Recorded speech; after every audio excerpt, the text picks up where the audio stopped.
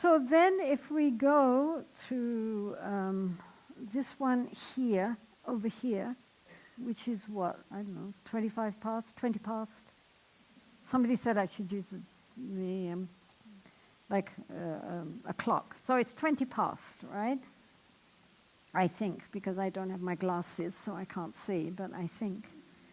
That's the realm of the Preta? Is that the realm of the hungry ghosts? Yeah. I can't quite see, but I think that side is animals, so this side must be Pretas. Thank you, love. They look like penguins to me.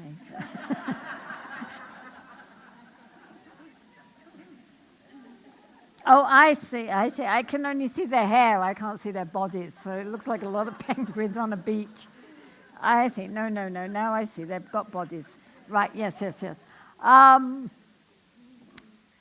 so these are the Preta, in Tibetan, the Yida.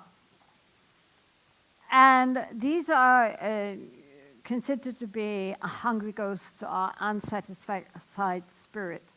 The cause of hell realm is mostly anger, hatred, and the cause for the Preta realm, the hungry ghost realm, is greed and craving. And so iconographically they're shown as having very, very narrow necks, like a hare, and then huge bloated stomachs.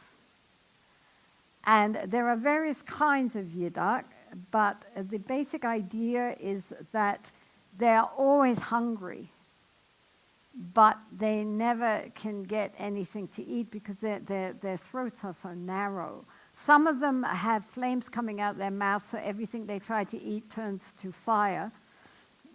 But in general, the idea is that they're endlessly starving, but these huge stomachs like mountains, but there's little necks which, even if they can get a small amount of food, it makes no difference because they're just endlessly craving.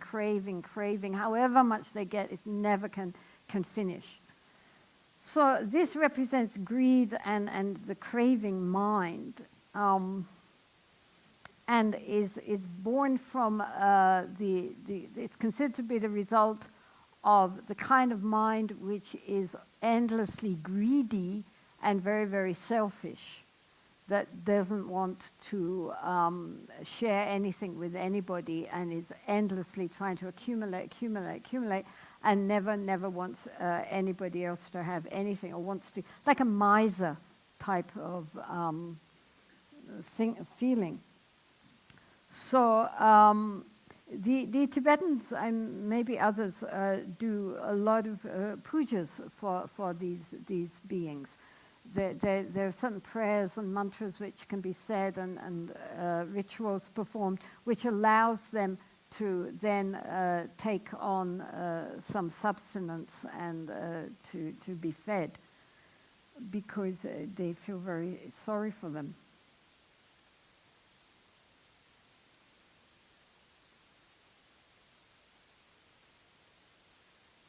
The Buddha said that greed is like salty water, that the more you drink, the thirstier you get.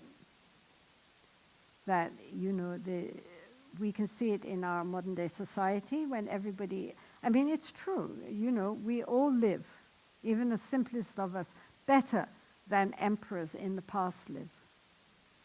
All our modern facilities and all, our even just the plumbing system, which is so superior to anything in the past.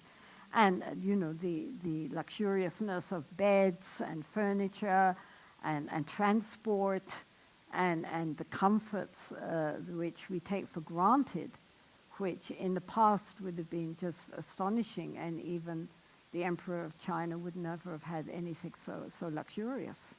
And we take it for granted and think it's nothing, and still want more, and more, and more, and more. Look at all the shopping malls, full of things which have absolutely no use to anybody. It's a good thing about shopping mall. I mean, you can go past all these windows and think, my God, look at all this stuff that I couldn't possibly want.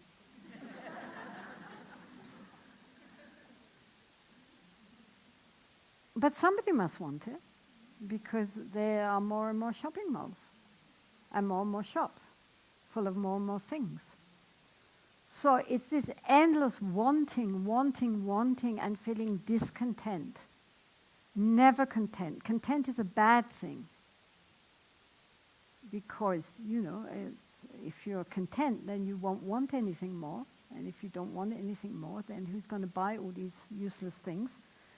And, then the whole economy will collapse and everybody will be out of work, and it's all your fault because you were content.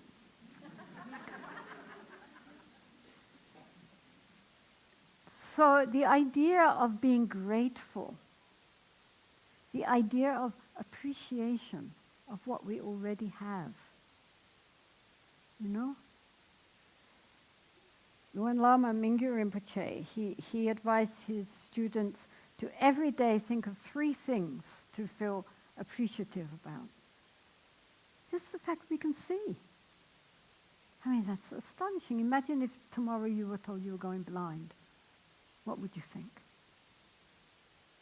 You can hear, taste, touch, think. The air. I mean, if you lived in Delhi or Beijing, the air here, the sea, the sky, the wonderful trees, the birds, people smile. They say hello. Hiya, mate.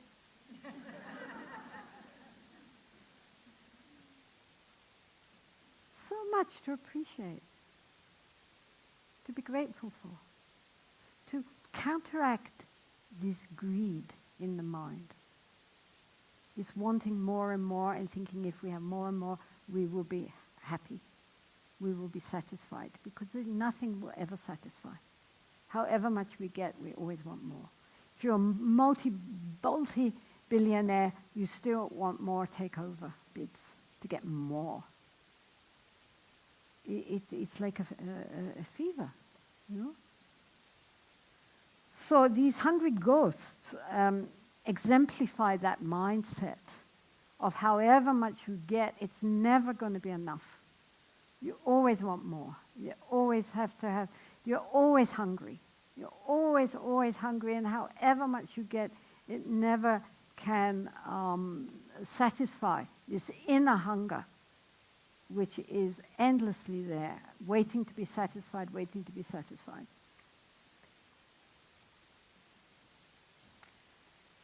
So this is traditionally exemplified, as I say, by these preta, these hungry spirits, who are depicted as often wandering around. Even at the time of the Buddha, there are accounts of them standing at the door, looking in as he's being offered dana, lunches, and the Buddha then says certain things to help them so that they can partake of the smells. Also, they can help them with by just smelling.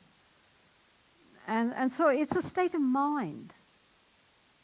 It's a state of mind that people get into, that they're endlessly running, looking to fill up that inner hunger, which they don't recognize that it's a black hole. However much we get, it's never going to be enough. How can it ever be? It's a black hole. And so it requires a whole revolution in thinking to recognize that actually what we have is already more than enough. And to turn from thinking, if I could only have this, I will be happy, to, look, I already have so much, let me share. I sometimes, what's the time?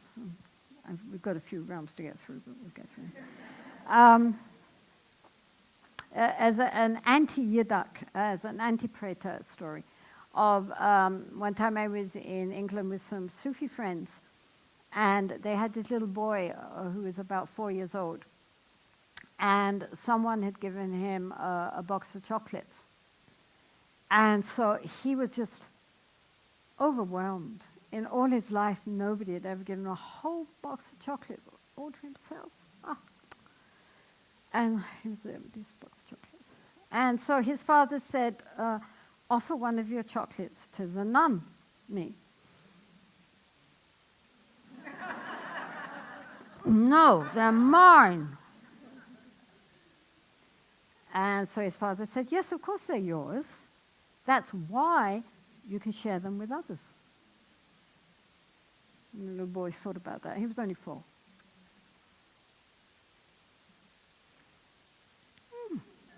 And he opened them up and he insisted everybody in the room took a chocolate. He was just so happy.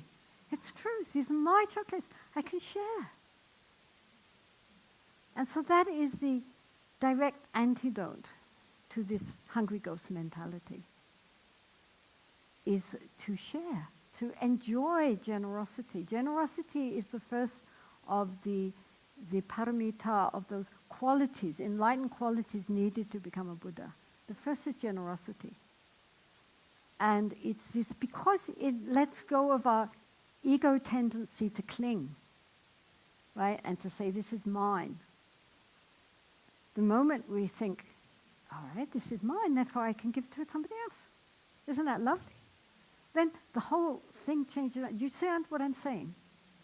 I mean, how to deal with these negative tendencies of the mind, which cause so much problems for ourselves and others.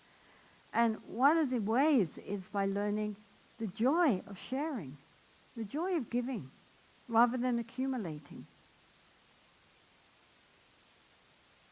And that is the antidote to this kind of yudak mentality, this preta mentality, of endlessly being unsatisfied and discontent and wanting more and more, to recognize we already have such an abundance, and a lot of it's free. The beautiful air, the beautiful water, the beautiful trees and birds, you don't even have to pay.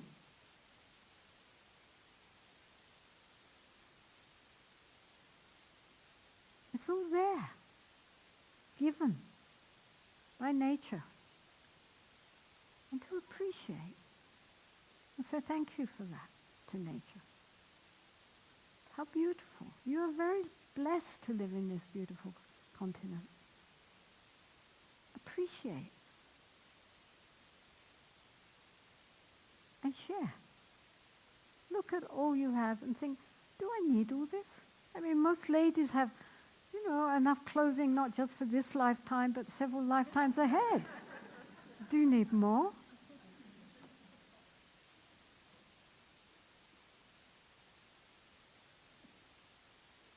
So, this yudak tendency is dealing with being very, endlessly longing for more and more, and never, however much you get, feeling satisfied. Always feeling that it's not enough, it's not enough. The more you get, the more you want. And, this is what is depleting our planet. Right? I mean, up until relatively recently, the planet was, perfectly happily producing as much as everybody needed and more besides, and everybody was happy, and it was, there was enough. But it's never going to be enough to satisfy our totally unsatisfactory, unsatisfiable desires. And of course, Asia is getting caught up in this now. So that before, if you had a little field and a cow and, a house, then you were happy. But now you've got to have a television, you've got to have, iPhones, you've got to have computers, you've got to have refrigerators, washing machines, dishwashers, blah, blah, blah. I mean, even in India now, even villages. And when you marry your daughter now, you have to give all these things along with your daughter. You have to give all televisions and, washing machines and beds and furniture and jewelry, and just you're not selling a slave. You're having to pay somebody to take her. It's very strange. I never understood that.